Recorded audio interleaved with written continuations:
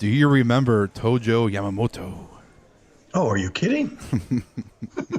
Of course, I remember Tojo Yamamoto. As a matter of fact, just I think last week may have been the anniversary of Tojo taking his own life. I mean, when I saw it, it's been over like 25 years ago or something like that.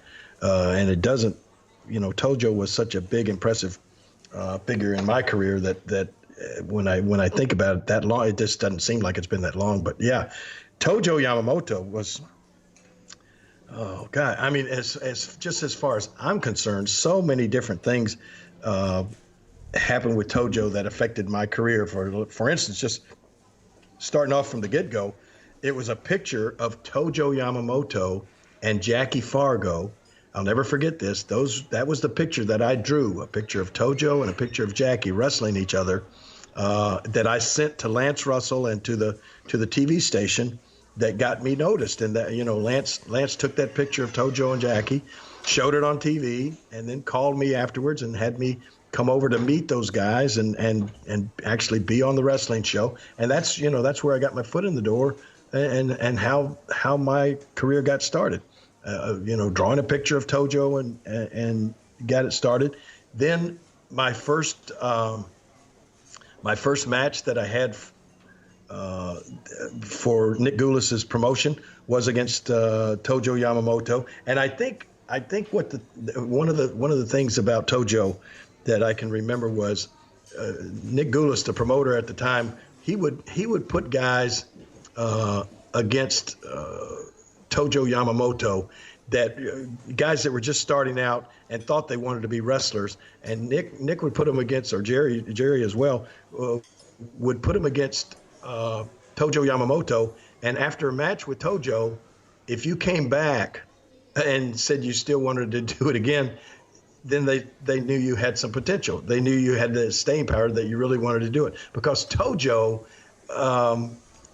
even though later on I found out that this was not always the case, but he gave the impression, especially to young guys just trying to start out, he would dissuade you. He would change your mind about wanting to be a wrestler after one match with Tojo. He would chop you so hard. He would abuse you so bad in that ring that, and which turned out to be a good thing. It's exactly what you needed, like basic training at boot camp. If you join the service or something like that, going through matches with Tojo would prove whether or not you really wanted to be in this business. And I got booked against Tojo not just once, but like every single week on a Saturday night in Jonesboro, Arkansas, for like, I think maybe 6 weeks. So much so that finally Jackie, I mean, he would beat me up so bad that finally Jackie went to Tojo and said, "Hey, hey Tojo, come on, lighten up on this kid. I like him. He's a friend of mine, and take care of him. Don't just lay off a little bit." And I was so thankful for Jackie doing that. But the cool thing was, no matter how bad Tojo chopped me up and beat me up and everything, I just, I kept coming back and saying, "Yeah, please continue to book me."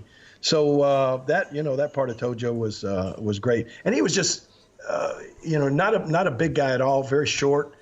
He wore these like 7 or 8 inch tall wooden shoes that he would wear out to the ring just to make him look taller and everything. But he's a short, squatty guy that portrayed. I mean, if you remember, this was back in the day when everybody was stereotyped. Any kind of foreigner was immediately a bad guy. We were against Germans, we were against Japanese in the war. So if you guy took on one of those personas, he was immediately the villain. So Tojo, in reality, was a Hawaiian. He wasn't even really Japanese. He was a Hawaiian, and I think his real name. This was sad, but I mean, he was very guarded vehemently against his name getting out because it would just kill his gimmick. His real name was Larry. Well, I think it was Harold. Well, no, Harold. Yeah. Harold what? Harold Wantabe. Wantabe. Harold Watanabe. What? Yeah, it's hard to say. Wanabe or something like that. Yeah. It says he was Harold. Man, I always thought it was Larry Wanabe. Yeah, I've researching for Maybe this it was topic. Harold. Yeah, Okay, okay. well, because But anyway, yeah. What I was saying though, it was just a very common American name I mean, and I mean, he would guard that with his life. And he would fight anybody that tried to tell anybody that his name wasn't Tojo. And of course, you remember Tojo was the name of the Japanese emperor when when we were at war with him. So he took that name. And then I think there was another one. Yamamoto was the name of another famous. He combined these two names of these famous Japanese villains and made a great career out of that. But Tojo he came here. He had no family, no relatives here, no children, never married. And I take that back. He may. Well, he said that he was divorced twice, but no kids. Yeah, he did. He had a couple of marriages, very short-lived, both of them. And as a matter of fact, I remember one of the girls, a redheaded girl, that he was married to for a very short time. But he was a kind of a loner. And it was tough get inside and getting on the inside of Tojo and becoming his friend and everything. Jackie Fargo did. Of course, Jerry Jarrett became very, very close with him. And I like to think that I did close enough that could be able to pull some. I pulled some great ribs. Tojo was a great guy to rib because the way he would react. I once threw a rubber snake over on near him in Jackson, Tennessee, at the Oman Arena.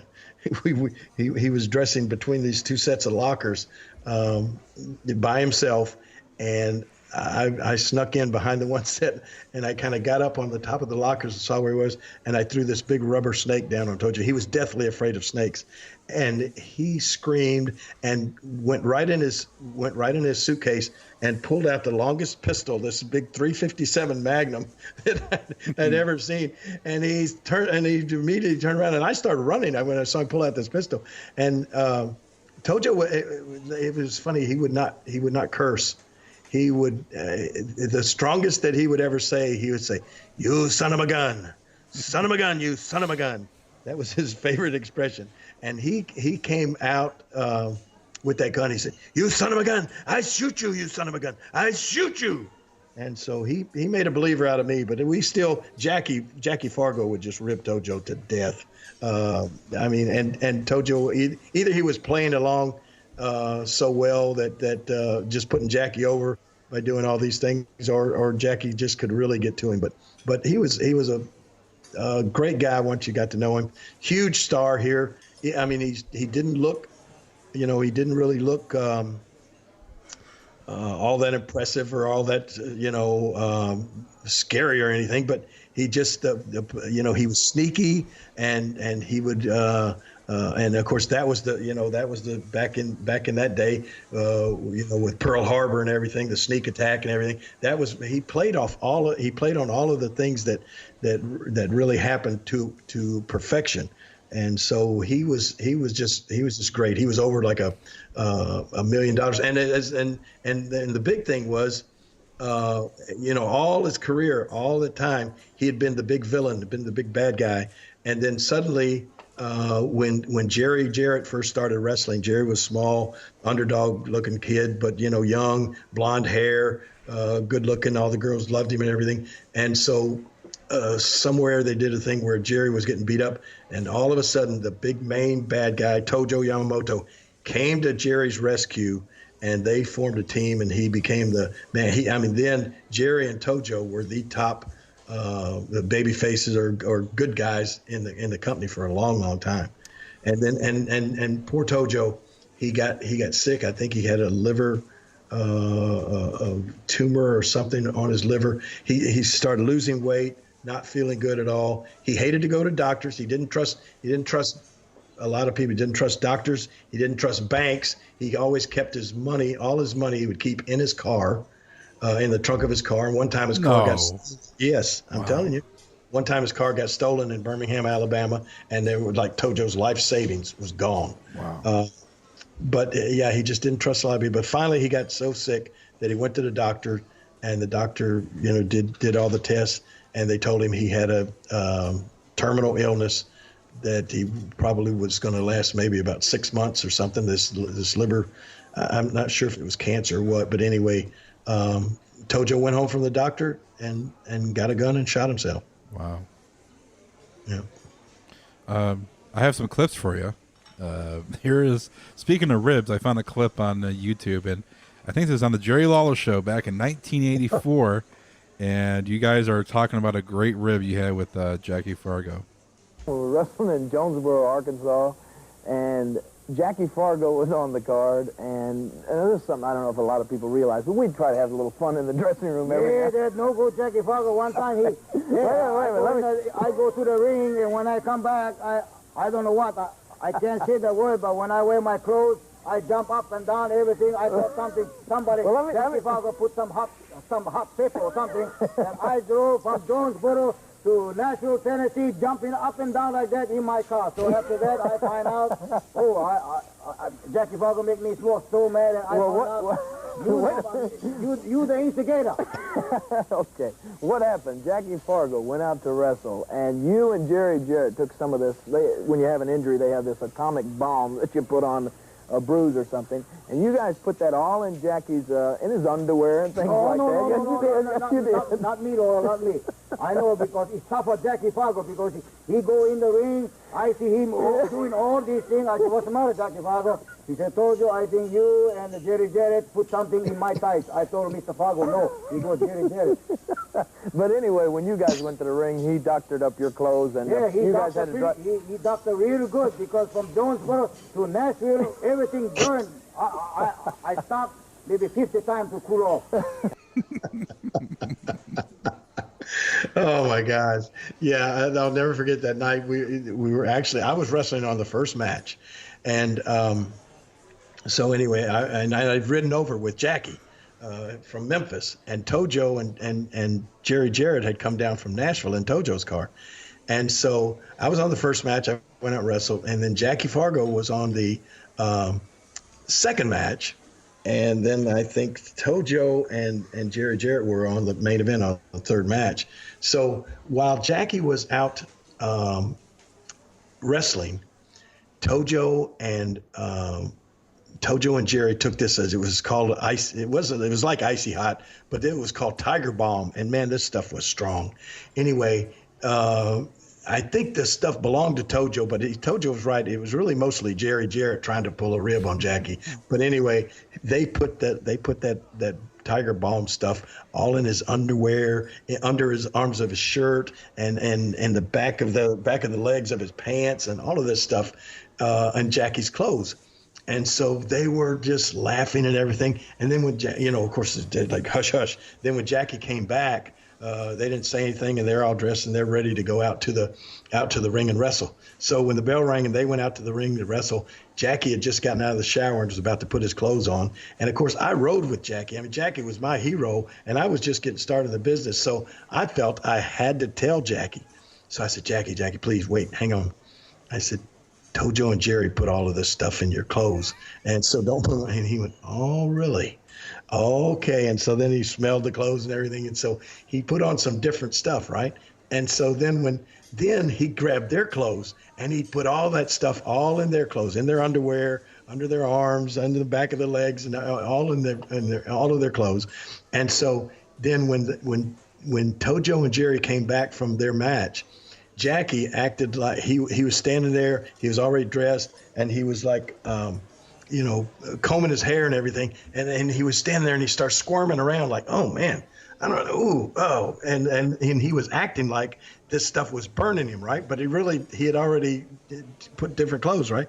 And man, Jerry Jarrett and Tojo were just dying laughing over there. They thought this rib had worked perfect, right? So then Jackie and I left, and Jackie's just squirming around like, oh man, something's burning. What in the world? And so we left the arena, and we left Tojo and Jerry there just laughing, thinking they'd pulled the ultimate rib on Jackie. Then in reality, they put their clothes on, got in the car, and started driving back to Nashville.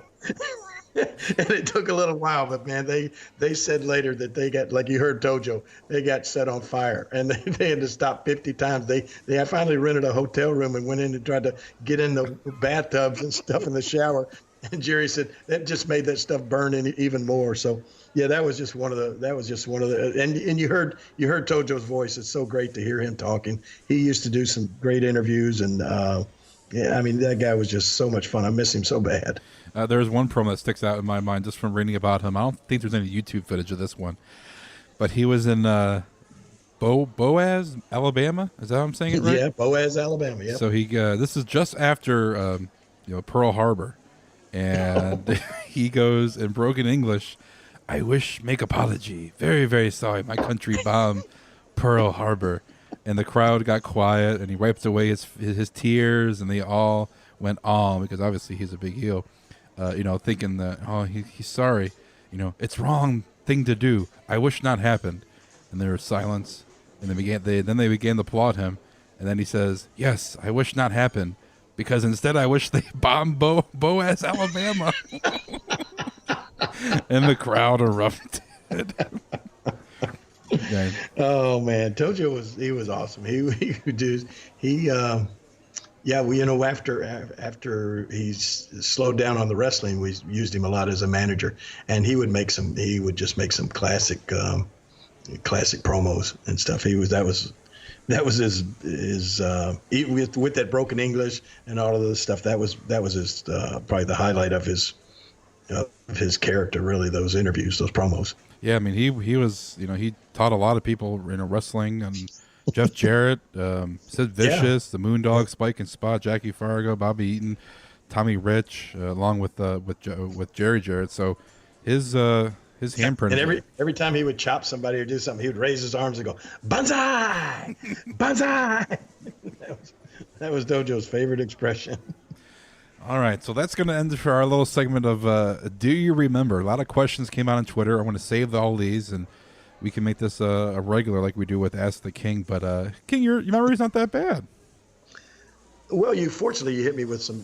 Those are pretty easy things to remember. I mean, I'll never. I could probably sit here and come up with 1,000 Tojo Yamamoto stories. I mean, I'll never forget that guy.